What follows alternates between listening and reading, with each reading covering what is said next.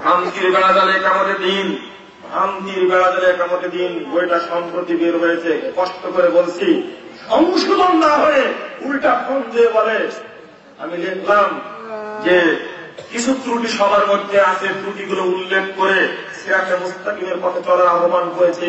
আমাকে ফোন দিয়ে বলে, মুজাফফর বিন মহসিন সাহেব, জি আপনার এত বড় সাহস, আমরা দেখবো আপনার কলিজাটার ওজন কতটুকু। দেখছেন, আমি বললাম যে মৌতের পায়খানা তো হয় উপরে হয়, আপনাকে তো আল্লাহ দায়িত্ব দেয়নি, এটা আমরা সুযোগ নেব।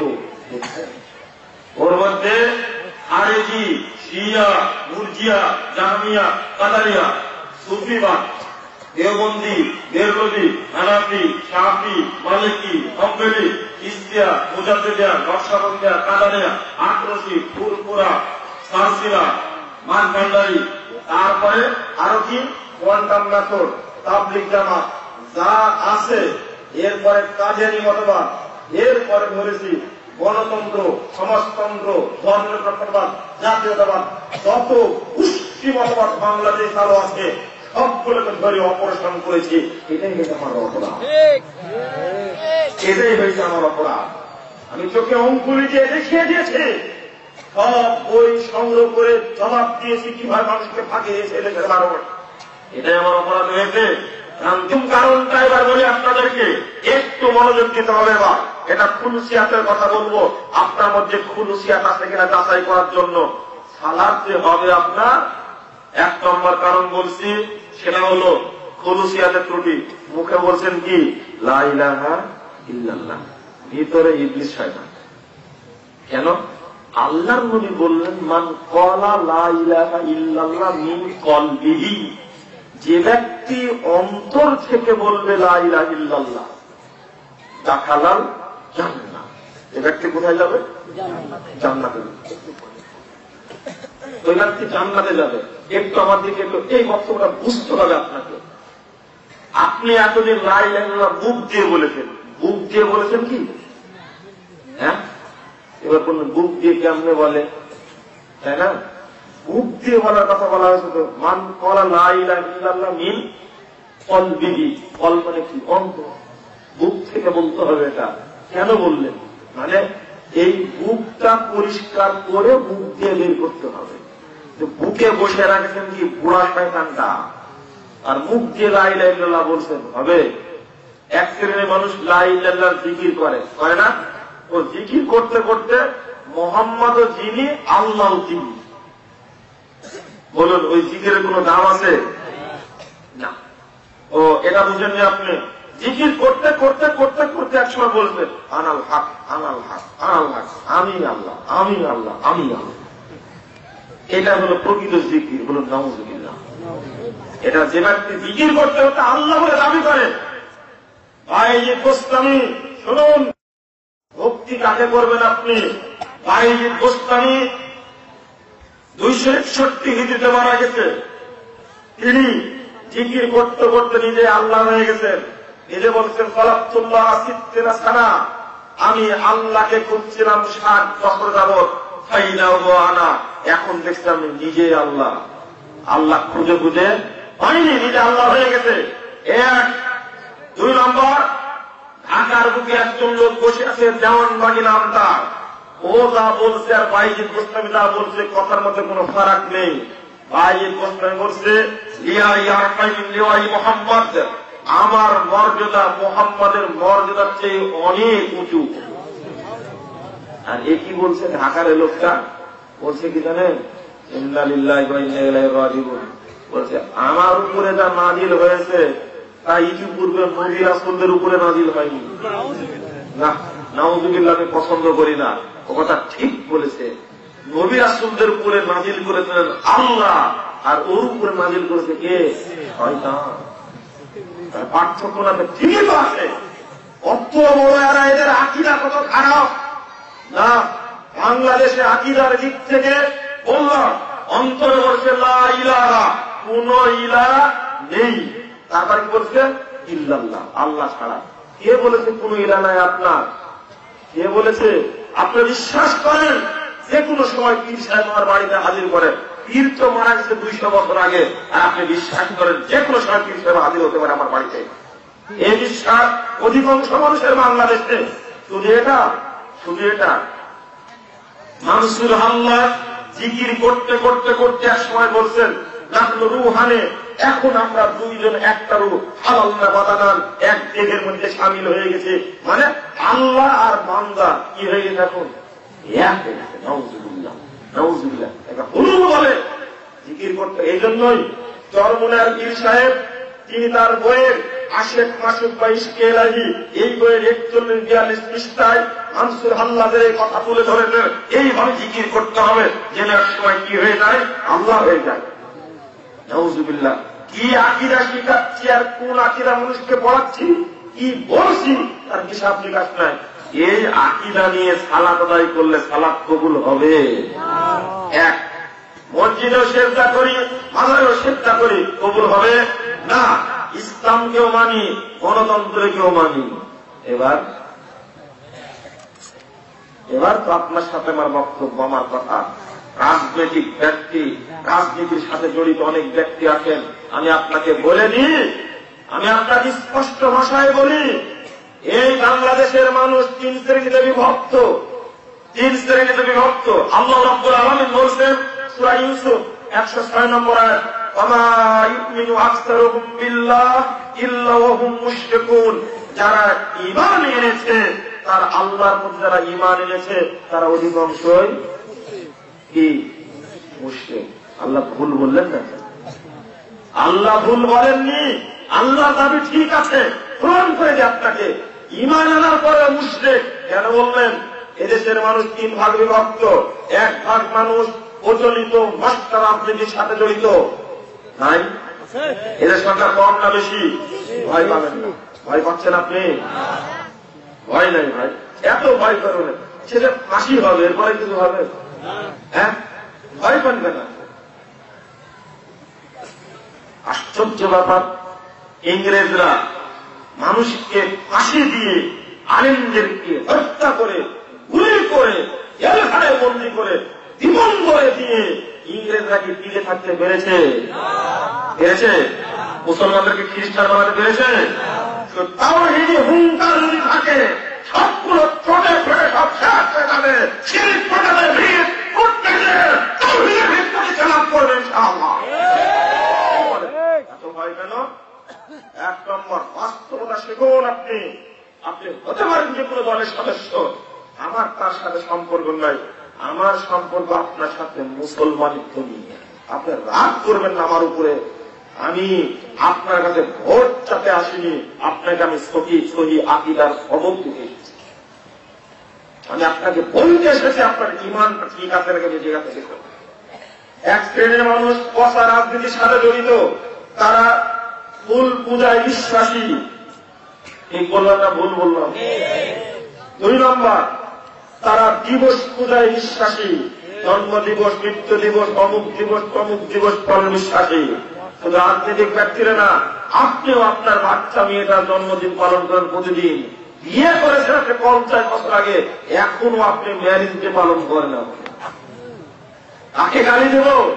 3, খাম্বা পূজায় বিশ্বাসী। 16 ডিসেম্বরে খাম্বার কাছে গিয়ে নীরবতা পালন না করলে রাজনীতিতে থাকাই না খবর, ও দলের সদস্য পদ বাতিল।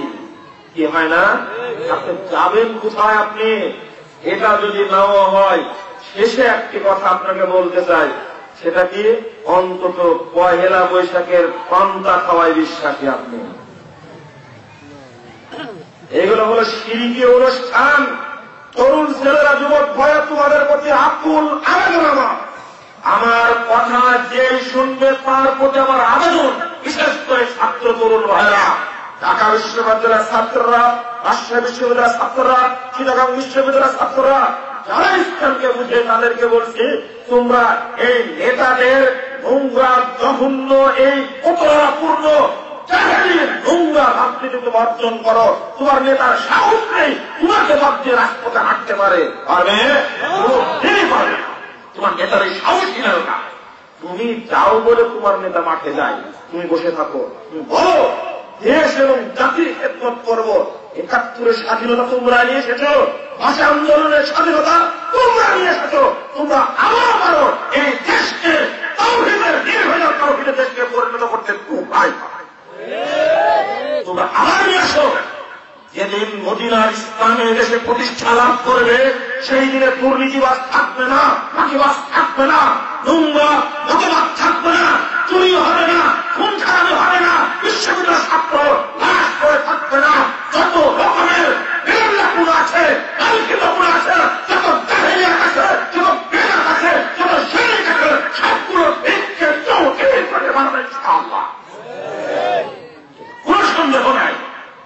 তুমি শুধু দাঁড়িয়ে থাকো। এক তিতুমির যদি পারে গোটা বাঙালি সংস্কৃতিকে চেঞ্জ করে দিতে পারে, এক ইসমাইল শরীফ যদি এই অসত্র ইংরেজ এরিয়া দৃষ্টিকে একবারে শিক্ষা দিয়ে 713 পার করতে পারে, তুমি ঢাকা বিশ্ববিদ্যালয় পড়ো, তুমি রাজশাহী বিশ্ববিদ্যালয় পড়ো, তোমার মতো একজন তরুণ যদি জন্ম হয়, মোহাম্মদ বিন আব্দুল ওয়াহাবের মতো, ইসমাইল শহীদের মতো, তিতুমিরের মতো যদি একজন যুবক তৈরি হয়, ইনশাআল্লাহ বাংলার মধ্যে কোনো শিরিক বিধানের আটকাটা থাকবে না। ওই যুবকটা চাই। তুমি কেন ওর পিছনে ছোট? ও এইগুলো না করলে আর একটা জিনিস করো। সেটা কি জানো? প্রিন্সিপাল সাহেব, আপনার গলার খুব জোর বেশি। আপনাকে বুঝাতে চেয়েছি, যেদিন আপনি একটা ফুল খাম্বার কাছে গিয়ে দিয়েছেন, 50 বছর বয়স হোক আর 70 হোক, 70 বছর যত আমল করেছেন সবই আপনার নষ্ট হয়ে গেছে। কোরআন আয়াত খুলুন, শিরিক করলে আমল নষ্ট হয়ে যায়। সূরা আনআম 85 নম্বর আয়াত, সূরা জুমার 65 নম্বর আয়াত, সহিহ মুসলিম প্রথম খণ্ড 66 পৃষ্ঠা খুলুন। শিরিক করলে আমল সব কি হয়ে যায়? বাতিল হয়ে যায়। আপনি শিরিক করতে পারবেন না। এই হল রাজনৈতিক দলের অবস্থা। আর একটা বলে আপনারা আমার কথা বক্তব্য শুনুন। এক শ্রেণীর মানুষ মাজারে বসে, খানকায় বসে, টুপি মাথায় দিয়ে, পাখি বেঁধে, আলখুল্লাহ করে এই দেশের কোটি কোটি মানুষকে ধরে ধরে মুশরিক বানাচ্ছে। এদের সংখ্যা কম না বেশি? তাহলে দেখেন এবার, আরে ভাই, নেতৃবৃন্দ পর্যন্ত কোন না কোন পীরের মুরিদ হয়ে আছে। যে তাই না থাকবে, এক নেত্রী নির্বাচনী প্রচারণা শুরু করে বাইজিদ বোস্তামি মাজার থেকে, আর এক নেত্রী শুরু করে শাহজালালের মাজার থেকে, আর এক নেতা শুরু করে শাহপরানের মাজার থেকে। এদের কাছে মসজিদ পছন্দ না। কাল কিয়ামতের মাঠে হাসর কার সাথে হবে আপনার, এটাই দেখার বিষয়।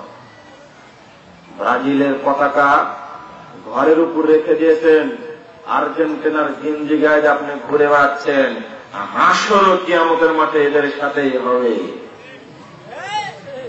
আপনার লজ্জা করে না? যদি এটা আপনাকে বুঝায়, ওইটা কেন বুঝাতে পারিনি আপনি? মাজার পূজারী, কবর পূজারী, খাম্বা পূজারী, সেটা হাজার হাজার বছর ধরে নবী রাসূলগণকে লাথি মেরে ভেঙে দিয়েছেন। এই সমস্ত ব্যক্তিদের পিছনে আপনি ঘুর ঘুর করছেন। কিয়ামতের মাঠে কি রাসূলের সাথে থাকতে পারবেন আপনি? ছি ছি, কিয়ামতের মাঠে অনেক দূরে। কবরে মাটি দেওয়া মাত্রই, শোয়ানো মাত্রই জিজ্ঞেস করবে 3টা প্রশ্ন। কয়টা? তার মধ্যে একটা প্রশ্ন আছে, আমার নাবিয়ুকা, তোমার নবী কে ছিল? উত্তর কি হবে? কি হবে বলতে পারবেন? মুহাম্মদ সাল্লাল্লাহু আলাইহি সাল্লাম। বিশ্বাস তো হয় না। বলবেন কি? যে আব্রাহাম লিঙ্কন। এটা বলা যাবে? 2 নম্বরে মরার পরে চলবে না, মরার আগে 2 নম্বরে করে নেন, যত পারেন করে নেন। মরার পরে অপবিত্র কথা বের হবে না। আবারও আপনারা বলছেন লোকটা মারা গেল, জীবনে পশ্চিম দিকে হয়নি, মারা যাওয়ার সময় বলছেন বিসমিল্লাহি ওয়া আলা মিল্লাতে। এত বড় মিথ্যুক আপনি, হ্যাঁ, এত বড় মিথ্যা সাক্ষী দিলেন না। আপনি ভাবলেন এর অর্থ কি জানেন? আমি আল্লাহর নামে রাসূলের মিল্লাতের উপরে রাখলাম। রাসূলের মিল্লাত, ও দাঁড়ি চাচা চুট্টা মানুষ, জীবনে টাকুর উপরে কাপড় করেনি। ও বিড়ি খোর, মদ খোর। আল্লাহর নবীর কথা শুনলে আযান হলে শয়তান যেমন পালায়, এই ইবলিস তেমনি পালায়। ও মরে গেছে আর বলছেন বিসমিল্লাহ আলা মিল্লাতে রাসূলুল্লাহ। আপনার মুখের কোনো দাম আছে? হ্যাঁ, এত বড় মিথ্যা কথা বললেন। এই কথা বলতে না বলতে তার 3টা প্রশ্ন করা হবে, তাই না? তখন কি হবে? মৃত্যু প্রমাণ তখনই হবেন আপনি। আপনাকে আজও শরীয়ত বুঝাতে পারলাম না। হতে পারেন আপনি মাস্টার্স পাস, হতে পারেন আপনি ডিগ্রি পাস, হতে পারেন প্রফেসর, হতে পারেন আপনি অনেক বড় দায়িত্বশীল সচিব, ডিসিএসপি হতে পারেন, আরো অনেক কিছু হতে পারেন, কিন্তু শরীয়ত আপনাকে ক্ষমা করবে না, আপনাকে সংশোধন হন। এইটা হলো খুলসিয়াতের ত্রুটি। আপনি সালাদও পড়েন, মানে একবার হলো বেজির মুখে চুমু আর একবার সাপের মুখে চুমু। এটা তো বুঝেন নিঃসন্দেহে, এটা বুঝেননি? এইরকম মুনাফেক মাথা লোকের সালাদ কি কবুল হবে? বললাম মুখে মুখে আপনি দোয়া পড়ছেন, মসজিদে গিয়ে রাসূলের তরিকা সালাত আদায় করবেন, ভিতরে ইবলিস আজম বসে আছেন, সালাত কবুল হবে? অন্তর ফাঁকা, তাওহীদ দ্বারা পূর্ণ করতে হবে, তারপরে ইবাদত কবুল হবে। এর নাম হলো আকীদা সংশোধন। আমি বলছিলাম কেন আপনার আকীদায় রয়েছে এটা, হজ করতে যাব, মদিনায় গিয়ে আল্লাহর নবীর কাছে চাইবো, আল্লাহর নবীর কাছে বলবো, আল্লাহর নবী আমার বাচ্চা কাচ্চা হয়নি, তুমি একটা বাচ্চার ব্যবস্থা করে দাও, হজ থাকবে। এই ব্যবস্থাই করেছেন ফাজাইল আমলের মধ্যে। বন্ধুরা আমার, ভ্রান্তির বেড়াজালে কামতে দিন, ভ্রান্তির বেড়াজালে কামতে দিন বইটা সম্প্রতি বের হয়েছে। কষ্ট করে বলছি, সংশোধন না হয়ে উল্টা ফোন দিয়ে বলে। আমি লিখলাম যে কিছু ত্রুটি সবার মধ্যে আছে, ত্রুটিগুলো উল্লেখ করে সিরাতে মুস্তাকিমের পথে চলার আহ্বান করেছি। আমাকে ফোন দিয়ে বলে, মুজফফর বীর মহসিন সাহেব, জি আপনার এত বড় সাহস, আমরা দেখবো আপনার কলিজাটার ওজন কতটুকু। দেখছেন? আমি বললাম যে মৌতের পায়খানা তো হয় উপরে হয়, আপনাকে তো আল্লাহ দায়িত্ব দেয়নি, এটা আমরা সুযোগ নিব। দেখছেন? ওর মধ্যে খারেজি, শিয়া, মুরজিয়া, জাহমিয়া, কাদারিয়া, সুফিবাদ, দেওবন্দি, বেরলভী, হানাফি, শাফি, মালিকি, হাম্বলি, ইসিয়া, মুজাদ্দিদিয়া, নকশবন্দিয়া, কাদারিয়া, আটরসি, ফুরফুরা, সারসিরা, মানভান্ডারি, তারপরে আরো কি কোয়ান্টাম মেথড, তাবলিগ জামাত, যা আছে, এরপরে কাদিয়ানী মতবাদ, এরপরে ধরেছি গণতন্ত্র, সমাজতন্ত্র, ধর্মনিরপেক্ষতাবাদ, জাতীয়তাবাদ, যত পুষ্টি মতবাদ বাংলাদেশ চালু আছে সবগুলোকে ধরে অপারেশন করেছি। এটাই হয়েছে আমার অপরাধ, এটাই হয়েছে আমার অপরাধ। আমি চোখে অঙ্কুলি দিয়ে দেখিয়ে দিয়েছি, সব বই সংগ্রহ করে জবাব দিয়েছি কিভাবে মানুষকে ফাঁকি দিয়েছে এদেশের মানুষ। এটাই আমার অপরাধ হয়েছে। ভ্রান্তির বেলা গেলে একামতে দিন বের হওয়ার পরে যখন পীর সাহেব 2 টাকা পিস টিভিতে যখন আলোচনা হচ্ছে রাসূলের সালাত, এই আলোচনা শুনে অনেকেই বলছে, আমাকে বলছে মুসলমানটাই খারিজ হয়ে গেছে। আমি বললাম যে বাহ, চমৎকার একটা অভিযোগ পাওয়া গেল। নাসিরুদ্দিন আলবানী যখন লেখলেন রাসূলুল্লাহ সালাত, তখন তাকে এই বাংলাদেশের একজন বড় একজন প্রতিষ্ঠিত আলেম মরেন কোনো দেশে আছেন, তিনি বললেন আলবানীর মতো একজন ব্যক্তিকে 800 বছর করে পৃথিবীর আসা মহাদ্দেশ একজন নাসিরুদ্দিন আলবানী, তাকে বলছেন এ হলো ইহুদি খ্রিস্টানদের এজেন্ট। বলেন নাউযুবিল্লাহ, এত বড় একজন বিদ্বানকে বাংলাদেশের এত বড় একজন আলেম বলছেন। মাসিক মদিনার 2000 সালের জুলাই মাসের 16 নম্বর প্রশ্নের উত্তর খুঁজে দেখুন, ওখানের মধ্যে লেখছে এটা। আমি অবাক পেয়ে গেছি, এত বড় একজন আলেম সম্পর্কে মন্তব্য করতে পারে, তা আমাকে তো আরো কিছু বলতে পারে না? আমি তো তার পেশাবের পানি টানার যোগ্যতা রাখি না, মানে হাজারো কোটি ছাত্র আছে তারা পেশাবের পানি টানার আপনার সুযোগই দিবে না, আমাদের বলতেই পারে। এখন শুরু হয়েছে মানুষকে বুঝানো। একজন কলেজের টিচার যদি বলতে পারে যে আমি যদি আগে জানতাম 8 বছর আগে, তাহলে কোনদিন ফুলের তুলা নিয়ে খাম্বার কাছে যেতাম না, বলুন আলহামদুলিল্লাহ। হতে পারে না? বলতে দিবেন তো আপনি। অনেক রাজনীতিবিদ আছেন যাদেরকে এখন দেখা যায় না, ওই প্রতিকৃতিতে ফুল দেওয়ার সময়। জাহেলিয়াত কাকে বলে? কথাই শুনেন, ইহুদি ধর্মকে কেউ বিশ্বাস করেন এখানে কেউ আছেন? খ্রিস্টান ধর্মকে কেউ বিশ্বাস করেন? বিশ্বাস করেন না, বুঝলাম আমরা। ইহুদিদের উপরে কিতাব নাযিল হয়েছিল না? কি কিতাব? তাওরাত। মুসা আলাইহিস সালাম বলেছিলেন ঈসা আলাইহিস সালাম কাদের নবী ছিলেন? খ্রিস্টানদের। তাদের উপরে কি নাযিল হয়েছিল? তাওরাত। খুব শিক্ষিত মানুষ যারা আছেন তারা সহজেই বুঝবেন। আমি বলতে চাচ্ছি কিতাবধারী নবী এসেছিল, এই ইহুদি খ্রিস্টানদেরকে আমরা বিশ্বাস করি না, করি। কারণ মুহাম্মদ সাল্লাল্লাহু আলাইহি সাল্লাম আসার পরে তাদের কিতাব বাতিল হয়ে, তাদের দ্বীন বাতিল হয়ে গেছে। ঠিক বিশ্বাস করি না। তাই কিতাবধারী নবীওয়ালা কমকে বিশ্বাস করি না, কিন্তু পরবর্তীতে কাফের, মুশরিক, বেদিন, মুনাফিক, আল্লাহদ্রোহী, মুসলিম উম্মাহর শত্রু এই সমস্ত ব্যক্তিদের তৈরি করা মতবাদ, গণতন্ত্র, সমাজতন্ত্র, জাতীয়তাবাদ, ধর্মনিরপেক্ষতাবাদ, এই জায়গা জায়গা জাহেলি মতবাদকে মানি আমরা। বলুন আমাদের ইজ্জত বলতে কিছু আছে?